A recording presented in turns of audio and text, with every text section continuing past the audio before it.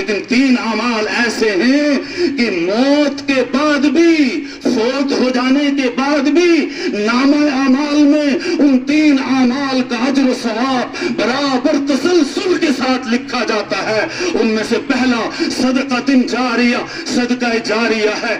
ایک شخص نے مسجد تعمیر کر دی، مسجد کے لیے زمین وقف کر دی، مسجد کی تعمیر میں کچھ بقدر استطاعت حصہ لے لیا۔ جب تک اس مسجد کے اندر نمازیں ہوتی رہیں گی، اعمال ہوتے رہیں گے، اس فوت شدہ شخص کے نامہ اعمال میں برابر اس کا ثواب لکھا جاتا رہے گا۔ اسی طرح کوئی مدرسہ قائم کر دیا، مدرسے کے اندر کوئی کمرہ تعمیر کر دیا، مدرسے کے لیے زمین وقف کر دی، مدرسے میں کچھ اپنی وسعت کے مطابق چندہ دے دیا، جب تک اس مدرسے کے اندر قال اللہ و قال رسول صلی اللہ علیہ وسلم کی صدائیں بلند ہوتی رہیں گی، اس وقت تک اس شخص کے نامہ اعمال میں برابر اس کا اجر و ثواب لکھا جاتا رہے گا۔ جب تک قرآن کی تعلیم ہوتے رہے گی، اس وقت تک اس شخص کے نامہ اعمال میں اجر و ثواب بڑھتا رہے گا، روز بروز اضافہ ہوتا رہے گا۔ اسی طرح کسی شخص نے کہیں کوئی ٹینکی بنا دی، کوئی حوض بنا دیا، کہیں کوئی کنواں کھدوا دیا، یا پھر کہیں کوئی مسافر خانہ بنا دیا، یا کسی طرح کہیں کوئی راستہ بنا دیا، جب تک اس کنویں سے، جب تک اس مسافر خانے سے، جب تک اس حوض سے، اس ٹینکی سے اور اس درخت سے جو سایہ دار درخت اس نے بنایا، جو مسافر خانہ اس نے بنایا، لوگ استفادہ کرتے رہیں گے، اس وقت تک اس کے نامہ اعمال میں برابر اجر و ثواب لکھا جاتا رہے گا۔ آپ کے اس ادارہ مدینۃ العلوم کی بھی جن لوگوں نے پہل کی ہے، جنہوں نے زمین دی ہے، جنہوں نے یہاں شروع میں قربانیاں دی ہیں، جد و جہد کی ہے، اس ادارے کو پروان چڑھانے کے لیے اپنی قربانیاں پیش کی ہیں، یا جو لوگ آج تک یہاں قربانیاں پیش کر رہے ہیں، یہاں اس ادارے کی مسلسل معاونت کر رہے ہیں، ان سب کے لیے یہ ادارہ بھی صدقہ جاریہ ہے، کیونکہ یہاں صبح شام قال اللہ و قال رسول صلی اللہ علیہ وسلم کی صدائیں بلند ہو رہی ہیں، یہاں قرآن کی تعلیم دی جا رہی ہے، یہاں دینیات کا درس دیا جا رہا ہے، یہاں اسلامی تاریخ پڑھائی جا رہی ہے، اور انشاءاللہ العزیز قیامت کی صبح تک یہ سلسلہ چلتا رہے گا۔ مدارس کو مٹانے والے آئے، آج بھی سازشیں کی جا رہی ہیں، قیامت تک یہ سازشیں ہوتی رہیں گی، مٹانے والا مٹ گئے، بے نام و نشان ہو گئے، یہ ادارے آج بھی موجود ہیں، کل بھی موجود تھے، اور آئندہ کل مستقبل میں بھی قیامت کے صبح تک انشاءاللہ العزیز موجود رہیں گے، ان کو کوئی مٹا نہیں سکتا۔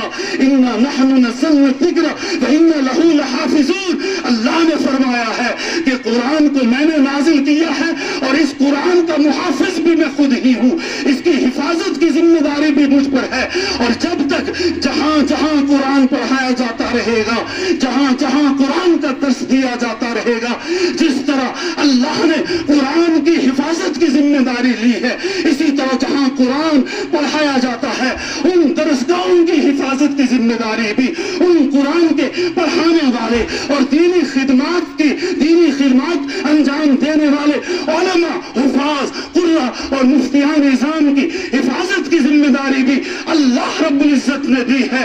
جب تک یہ قرآن کے ساتھ وابستہ رہے، قرآن کے ساتھ ان کا مضبوط و مستحکم تعلق رہے گا، دنیا کی تمام طاقتیں اگر ایک ساتھ جمع ہو جائیں اور چاہیں کہ ان کو نقصان پہنچانا چاہیں تو نقصان پہنچانا تو دور کی بات ہے، ان کا ایک بال بھی بکا نہیں کر سکتے۔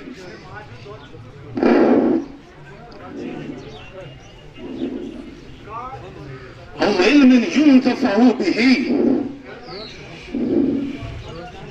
یا پھر نفع مند، سود مند، فائدہ پہنچانے والا علم پڑھایا یا سکھایا ہو۔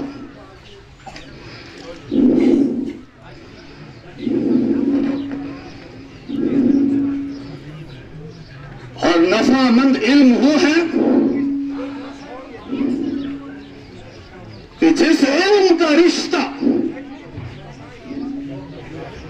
جس علم کا تعلق، جس علم کی نسبت اس کائنات کے خالق و و مالک اللہ رب العزت کی جانب، اور وہ علم صرف اور صرف علم قرآن ہے، علم دین ہے، علم شریعت ہے۔ اقرأ باسم ربک الذی خلق،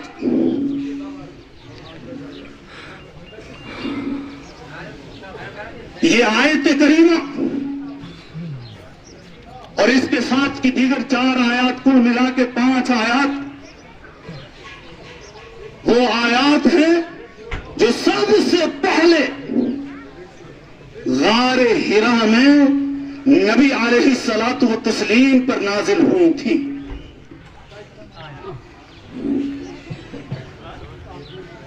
اور وحی الہی کے اس پہلے پیغام میں نازل ہونے والی ان اولین آیات میں پہلی آیت کا پہلا لفظ ہی اقرا،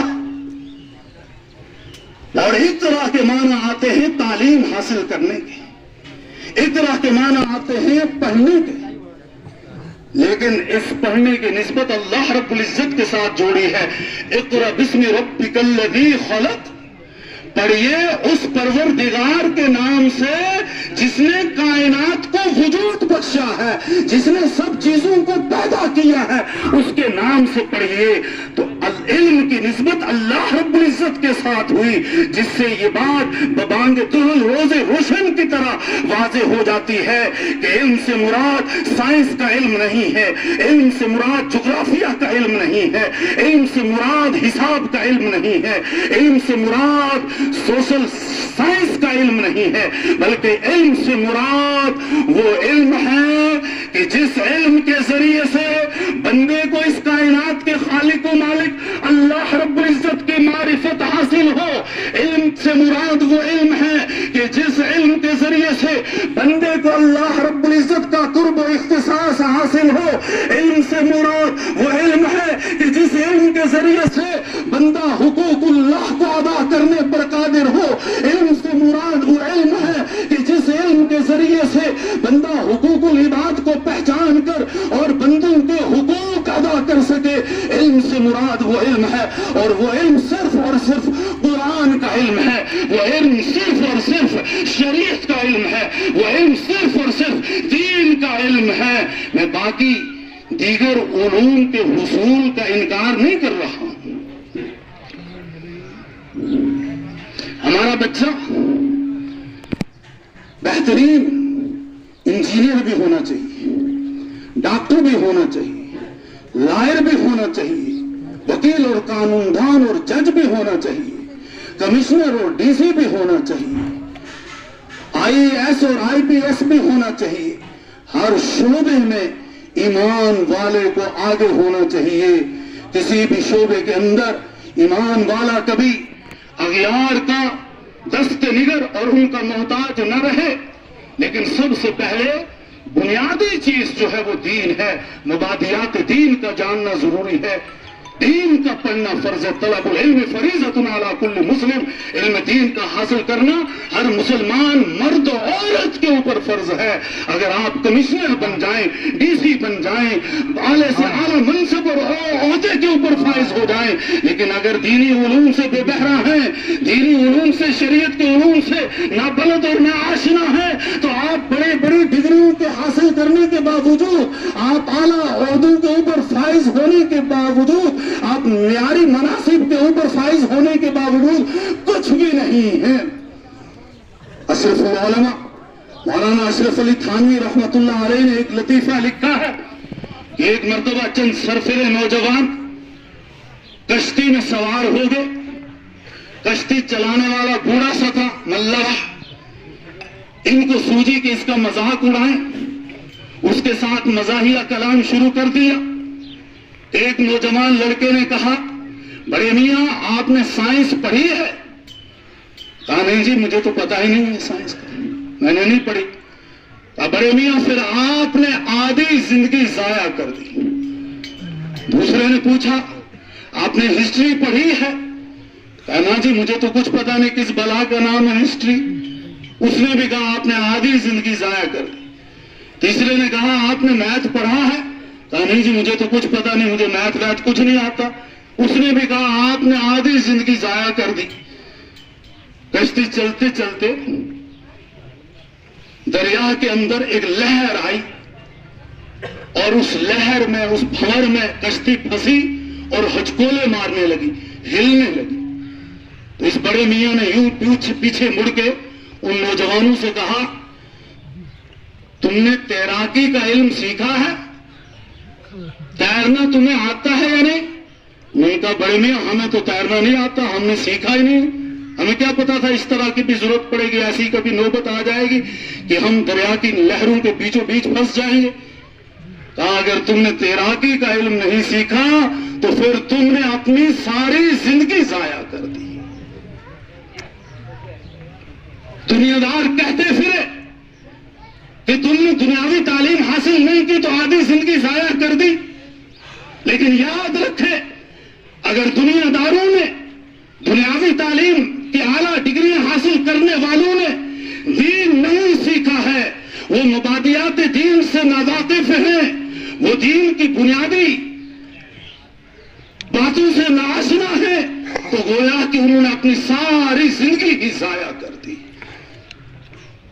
کیونکہ جو بندہ دینی تعلیم سے محروم ہے، قرآنی تعلیم سے محروم ہے، علوم نبوت سے محروم ہے، وہ اپنے خالق و مالک کی معرفت حاصل نہیں کر سکتا، وہ اپنے خالق و مالک اللہ رب العزت کا قرب و اختصاص حاصل نہیں کر سکتا۔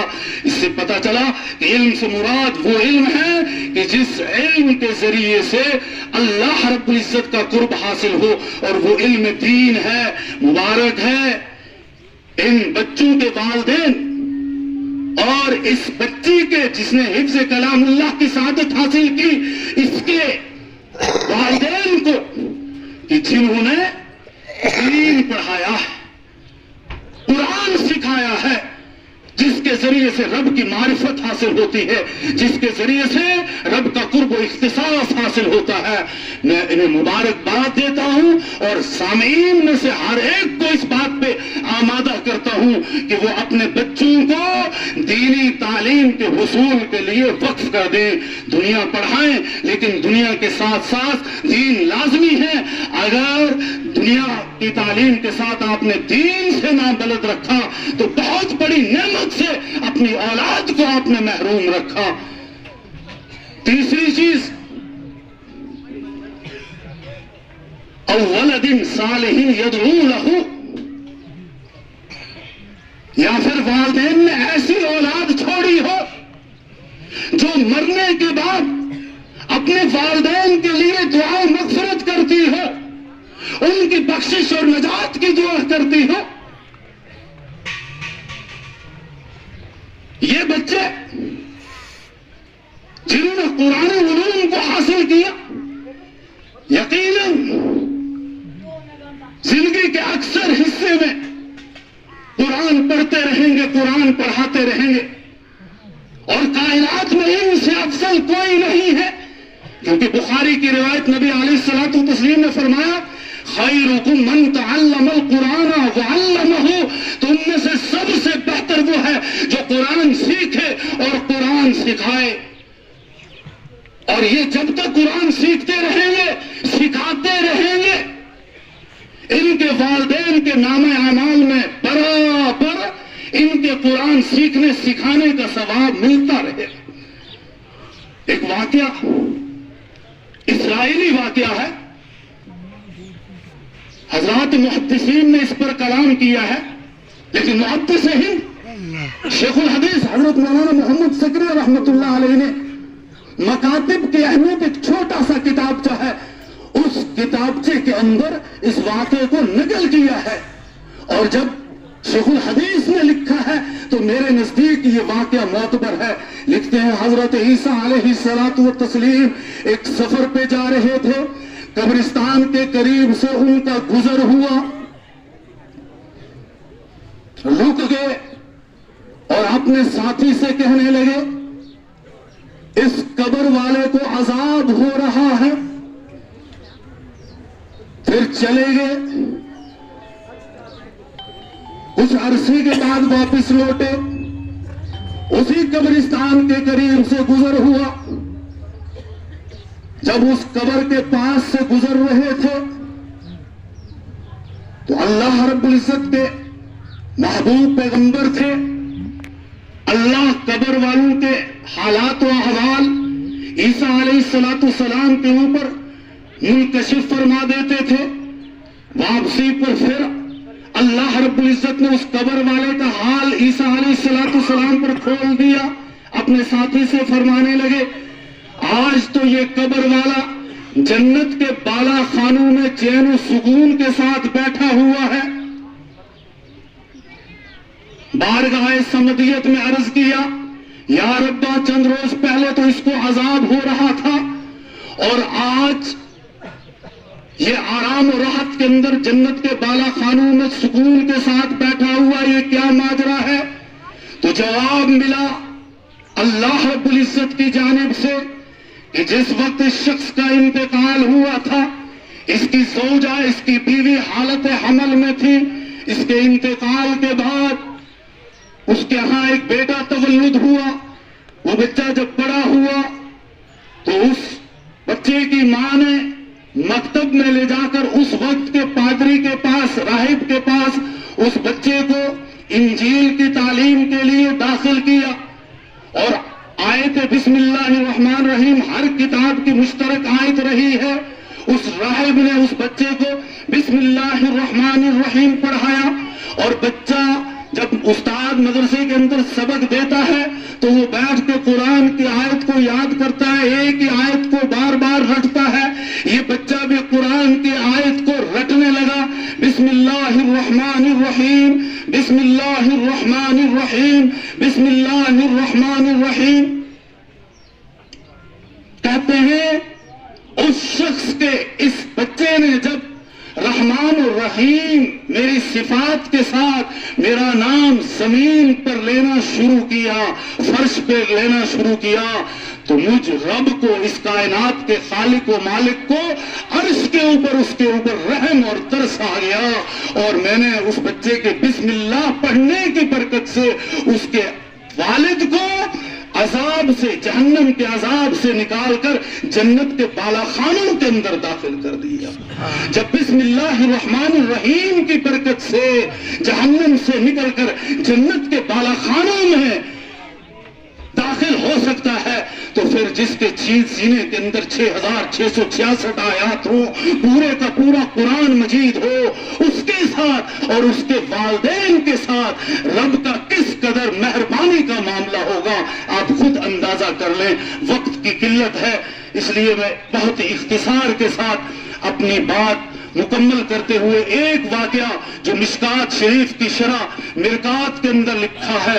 ایک شخص نے خواب میں دیکھا کہ ایک قبرستان کی قبریں پھٹی ہیں اور مردے اپنی اپنی قبروں سے باہر آ کر کچھ چن رہے ہیں. یہ شخص ان سب سے پوچھنے لگا تم کیا چن رہے ہو؟ کہا ایک شخص کا گزر قبرستان کے پاس سے ہوا، اس نے قل هو اللہ احد سورہ اخلاص کی تلاوت کر کے ہمیں ثواب بخشا ہے، وہی ثواب ہم چن رہے ہیں. اسی دوران اس کی نظر ایک شخص کی پڑی جو قبرستان کے کونے میں اطمینان کے ساتھ بیٹھا ہوا تھا.